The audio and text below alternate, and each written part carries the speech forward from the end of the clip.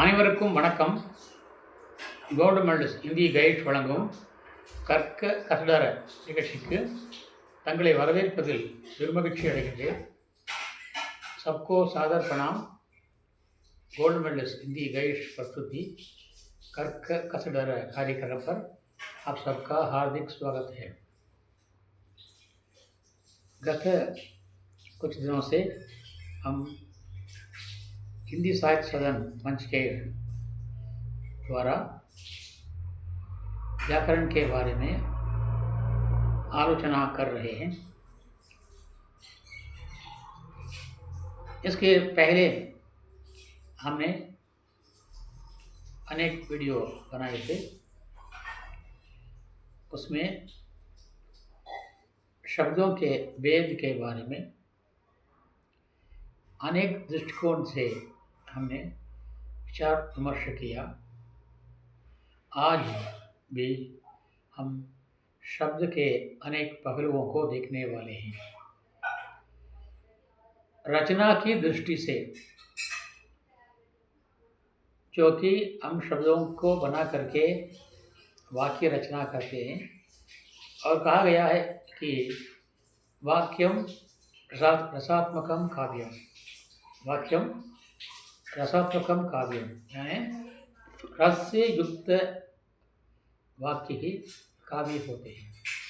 इसलिए यहाँ पर शब्द जो काव्य का आधार है, उसके विभिन्न प्रकारों के बारे में हम देख रहे हैं. आज उसे जैसे हम बनाते हैं, उसको किसी कहानी के रूप में, गद्य के रूप में, किसी आलेखन के रूप में, या किसी निबंध के रूप में, किसी पत्र के रूप में, किसी काव्य के रूप में हम रचना करने लगते हैं. उस रचना की दृष्टि से शब्दों के कितने भेद माने जाते हैं, यहाँ यही सवाल है. रचना की दृष्टि से शब्दों के कितने भेद माने जाते हैं. तो यहाँ पर रचनाकार व्याकरणकार का आदेश है, संदेश है कि रचना की दृष्टि से शब्दों के कुल 8 भेद माने गए हैं. रचना की दृष्टि से शब्दों के कुल 8 भेद माने गए हैं. वे 8 हैं.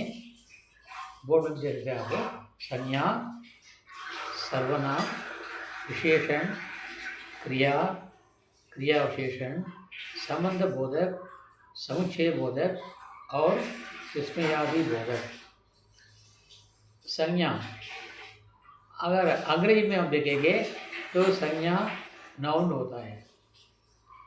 सर्वनाम होता है प्रोनाउन. विशेषण होता है एडजेक्टिव. और क्रिया होती है वर्ब. क्रिया विशेषण होता है एडवर्ब. संबंध सूचक होता है प्रीपोजिशन. और समुच्चय बोधक होता है कंजंक्शन. और विस्मयादि बोधक होता है इंटरजेक्शन. संज्ञा नाउन, सर्वनाम प्रोनाउन, विशेषण एडजेक्टिव, क्रिया वर्ब, क्रिया विशेषण एडवर्ब, संबंध बोधक प्रीपोजिशन, समुच्चय बोधक कंजंक्शन और विस्मयादि बोधक इंटरजेक्शन. इस प्रकार रचना की दृष्टि से शब्दों के 8 भेद माने गए हैं. ये 8 भेद, इन 8 के नाम मैंने दिया है. संज्ञा, सर्वनाम, विशेषण, क्रिया, क्रिया विशेषण, समुच्चय बोधक, संबंध बोधक, समुच्चय बोधक, विस्मयादि बोधक.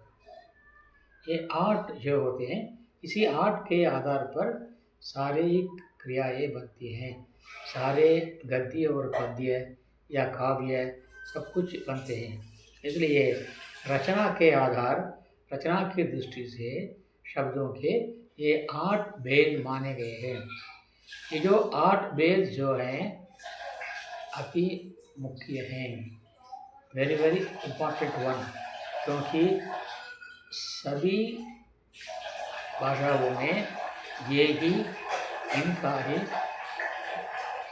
प्रतिनिधित्व होता है।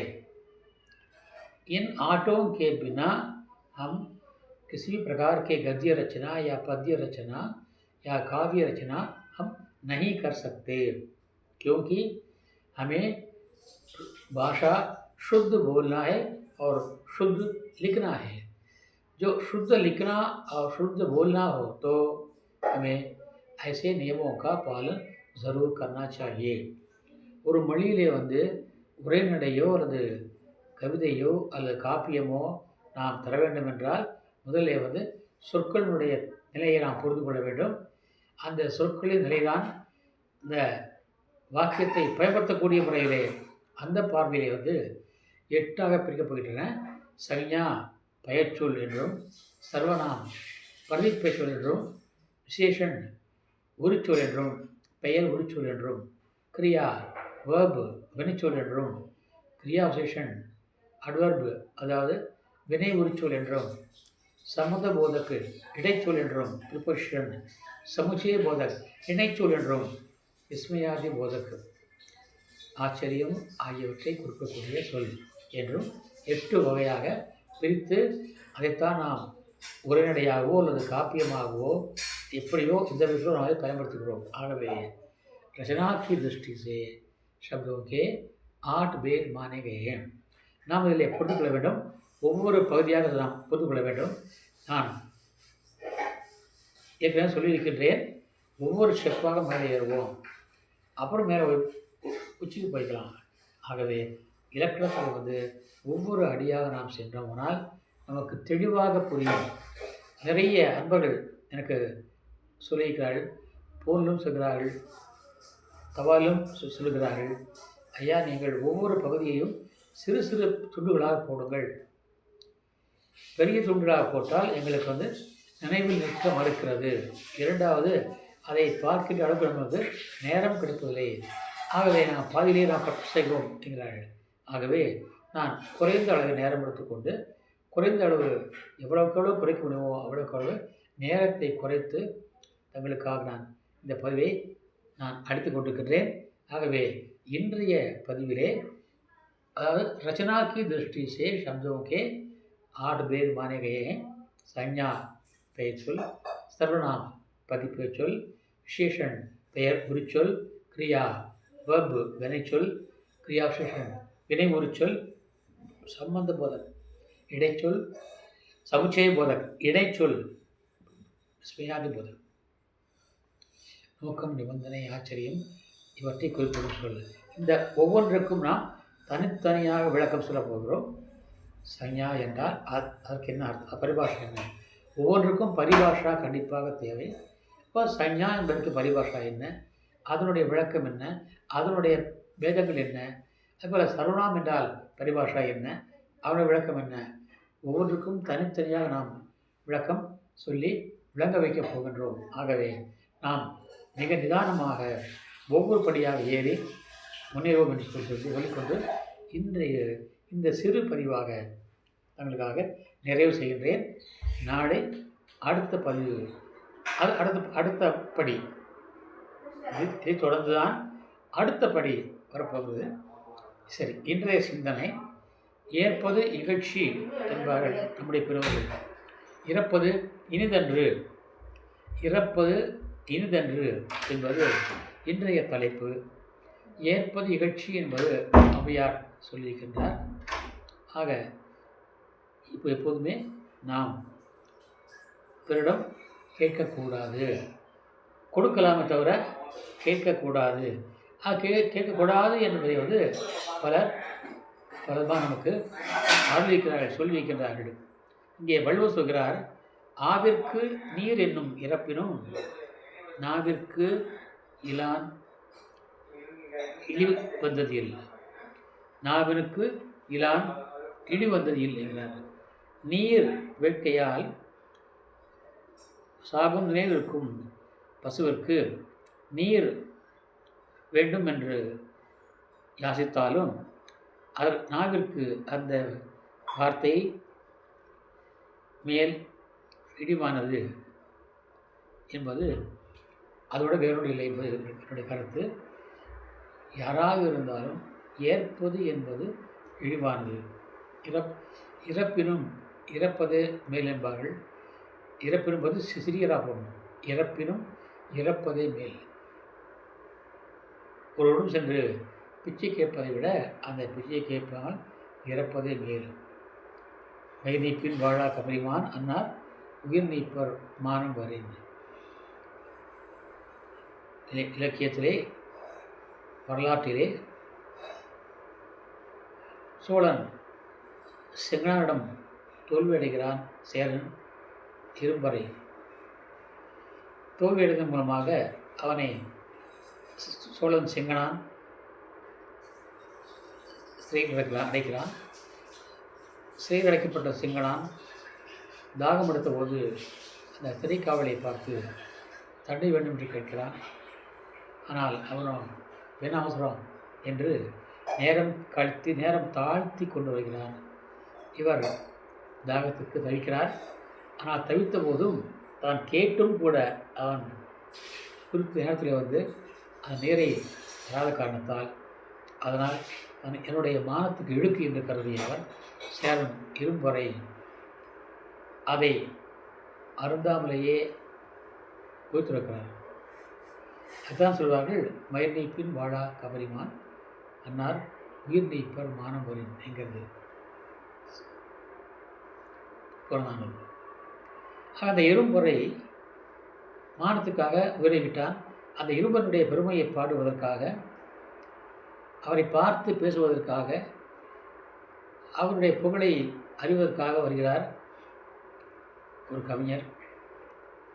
அந்த கவிஞர் வருகின்றார்.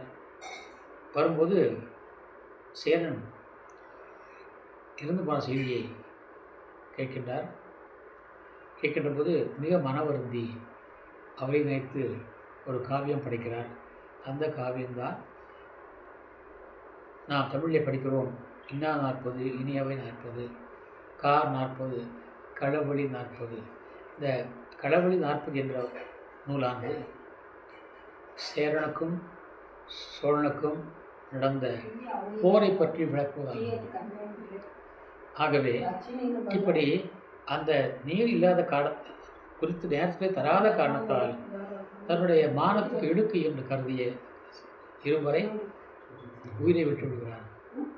அப்படி கேட்பது நமக்கு தவறானது. கேட்பது என்பது அது இறப்பதற்கு சமமானது என்கிறார் வள்ளுவர். இதே கருத்தை கபிதாஸ் சொல்கிறார் हिंदी मांगन मरण समान है, मत कोई मांगो भीख। मांगन मरण समान है, मत कोई मांगो भीख। मांगनते मरना भला, ये सद्गुरु की सीख है। कबीरदास जी कहते हैं मांगन मरण समान है। मांगना, भीख मांगना मृत्यु के समान होता है, मृत्यु के बराबर होता है। मांगन मरण समान है, इसलिए मत कोई मांगो भीख। யாருமே பிச்சை கேட்கக்கூடாது. मत कोई मांगो भीख। मांगन से मतलब से, मांगने से, भीख मांगने से मरना भला, मरना बेहतर है, बेटर, मरना बेहतर है, मांगने से मरना भला। ये सद्गुरु की सीख मेरे गुरु ने मुझे सिखाया है। ये सद्गुरु की सीख, ये कबीरदास का कथन है। मांगन मरण समान है, मत कोई मांगो भीख। मांगने से मरना भला, मांगनते मरना भला, ये सद्गुरु की सीख। ते का मतलब है से, मांगनते मांगने से, मरना मर जाना, भला बेटर बेहतर है। ये मेरे गुरु की सीख है, मेरे गुरु ने मुझे ये सिखाया है।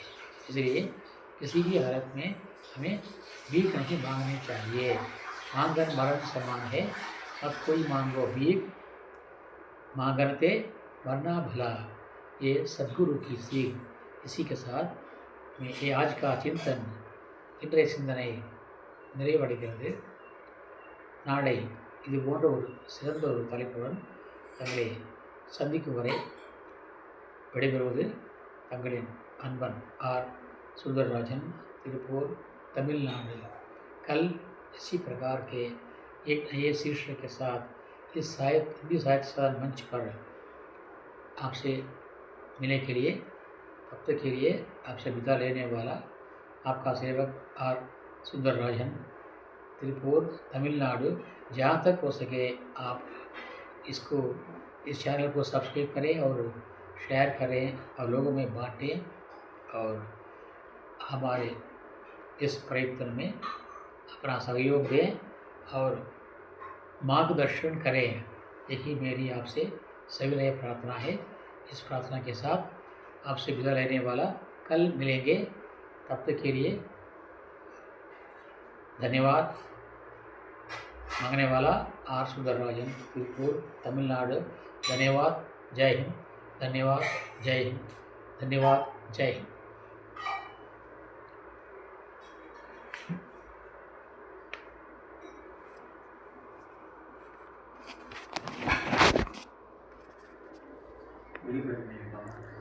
பூச்சி போட்டிருக்க, கட்டாச்சி போட்டிருக்க, வெளியே போட்டுடா.